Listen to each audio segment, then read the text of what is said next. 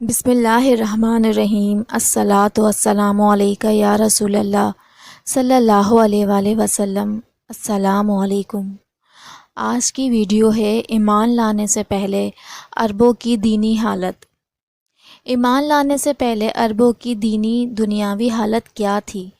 عرب قوم بتدریج شدید قسم کی دینی پسماندگی، بت پرستی، اخلاقی اور معاشرتی بے اعتدالی، سیاسی اور قانونی بدامنی کا شکار تھی، اور جس کی وجہ سے ان کی اہمیت ختم ہو کر رہ گئی تھی، اور وہ تاریخ کے ایک کنارے پر رہ کر الگ تھلگ زندگی گزارنے لگے۔ اپنی حالت کو سنوارنے کے لیے اتنا بھی نہ کر سکتے تھے کہ ایرانی یا رومی حکومت کی پیروی کرتے، اور ان کے دل اپنے اپنے آباء و اجداد کے میراث کی عظمت سے بھرے ہوئے تھے۔ انہی کے طریقوں پر چلنا ان کا نظریہ تھا، چاہے وہ طریقہ گمراہی بے اعتدالی والا ہی کیوں نہ ہو۔ اسی وجہ سے عرب قوم نے بتوں کی پوجا شروع کر دی تھی۔ ہر قبیلے کا ایک مخصوص اور الگ بت ہوتا تھا، اور بھی بے شمار چھوٹے چھوٹے بت تھے جنہیں سفر میں لے جانا اور گھر میں رکھنا آسان ہوتا تھا۔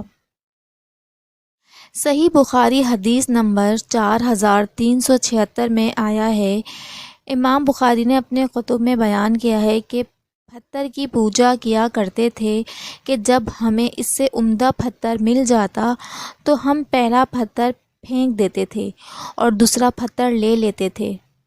اگر ہمیں کوئی پتھر نہ ملتا تو ہم مٹی کی ایک ڈھیری بناتے اور اس پر بکری کا دودھ دھوتے تھے اور اس کا طواف شروع کر دیتے تھے، اور یہی بت پرستی عربوں کے لیے رکاوٹ بن گئی کہ وہ اللہ کی معرفت حاصل کریں اور صحیح معنی میں اس کی تعظیم اور تکریم کریں، اور نیز اس پر اور یوم آخرت پر ایمان لائیں۔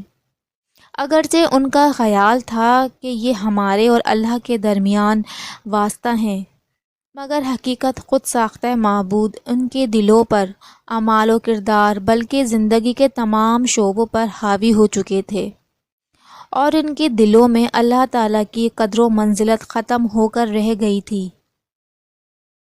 سورہ انعام آیات نمبر 36 میں اللہ تعالیٰ فرماتا ہے، ترجمہ: حق کو قبول تو صرف وہ کرتے ہیں جو سنتے ہیں، اور جو مردہ ہیں اللہ انہیں اٹھائے گا، پھر وہ اسی کی طرف لوٹائے جائیں گے۔ دین ابراہیم کے باقی مانندہ پیروکار بھی تحریر اور تقریر تبادل کا شکار ہو چکے تھے۔ حج ایک ایسا معاملہ بن گیا تھا کہ انہیں خاندانی، نسلی یا اپنے کارہائے نمایاں کے لحاظ سے ایک دوسرے پر فخر کا اظہار کرتے تھے۔ توحید کے عقائد اور نظریات اپنی حقیقت کھو چکے تھے، اور بہت سی خرافات اور من گھڑت کہانیاں ان میں شامل ہو چکی تھیں، اور کچھ ایسے محدثین ضرور تھے جو ان میں بت پرستی اور اس کے متعلقہ امور کو ٹھکرا دیا تھا۔ صحیح بخاری حدیث نمبر 3826 میں آیا ہے کہ ان لوگوں میں ایک زید بن عمرو بن نوفل تھے جو بتوں کے نام پر جانور ذبح نہیں کرتے تھے اور نہ مردار اور خون کو حلال سمجھتے تھے، اور کہا کرتے تھے کہ میں ایک رب کی بندگی اختیار کروں یا ہزاروں آقاؤں کی۔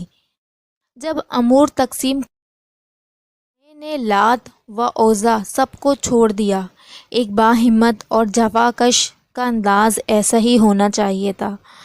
میں نے نہ تو عزیٰ کی عبادت کروں گا اور نہ اس کی دونوں بیٹیوں لات اور منات کی، اور نہ ہی بنو عمرو کی دونوں بتوں کی زیارت کروں گا، نہ میں مخمم کی پوجا کروں گا، اگرچہ ایک عرصے سے ہم نے اس کو اپنا رب بنا رکھا تھا۔ جس وقت ہم زیادہ دور اندیش نہ تھے، میں تو صرف رحمان کو اپنا پروردگار بن کر اس کی عبادت کروں گا تاکہ معاف کر دینے والا رب میرے گناہ معاف فرما دے۔ حضرت ابراہیم اور حضرت اسماعیل علیہ السلام کے دین کے پیروکاروں میں سے قیس بن ساعدہ بھی ہیں۔ یہ اپنی قوم کا اور سمجھدار شخص تھا، بڑا دانا شخص اور صاحب فضیلت انسان تھا۔ بت پرستی چھوڑتے اور وحدانیت یعنی ایک اللہ کی بندگی اختیار کرنے اور اس کی عبادت کرنے کی دعوت دیا کرتا تھا۔ بعض بعد موت پر ایمان رکھتا تھا۔ اس نے نبی صلی اللہ علیہ وآلہ وسلم کی آمد کی بشارت بھی دے دی تھی۔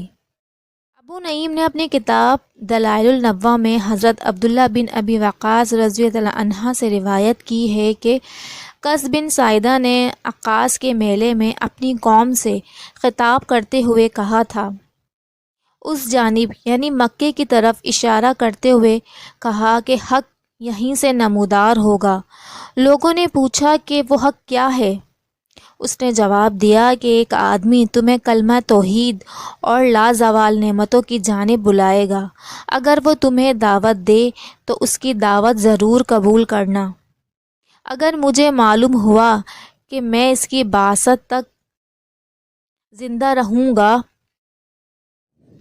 تو میں پہلا شخص ہوں گا جو اس کی جانب بڑھ کر اس کی دعوت قبول کرے گا۔ ہم صلی اللہ علیہ وآلہ وسلم کا زمانہ تو پایا مگر ان کی بعثت سے قبل ہی فوت ہو گیا، اور وہ اپنے یہ شعر پڑھا کرتا تھا کہ گزشتہ نسلوں کے اس دنیا سے چلے جانے میں ہمارے لیے بے شمار عبرتیں ہیں۔ جب میں نے دیکھا کہ موت کے راستے سے نکلنے کا کوئی ذریعہ نہیں، اور میں نے یہ بھی دیکھا کہ میری قوم کے چھوٹے بڑے سب اس موت کی طرف جا رہے ہیں، نہ تو جانے والا میری طرف پلٹتا ہے اور نہ باقی رہنے والا موت سے بچتا ہے، تو میں نے یقین کر لیا کہ میں آخرت کی طرف جانے والا ہوں، جس کی طرف مرنے والے لوگ جا چکے ہیں۔ کچھ عربوں نے عیسائیت اختیار کر لی تھی اور کچھ نے یہودیت کا لبادہ اوڑھ لیا تھا، مگر ان میں سے اکثر بتوں کی پجاری بن گئے تھے، اور یہ تھی ایمان سے پہلے عربوں کی دینی حالت۔ یہ ویڈیو پسند آئے تو لائک اور سبسکرائب ضرور کیجیے گا۔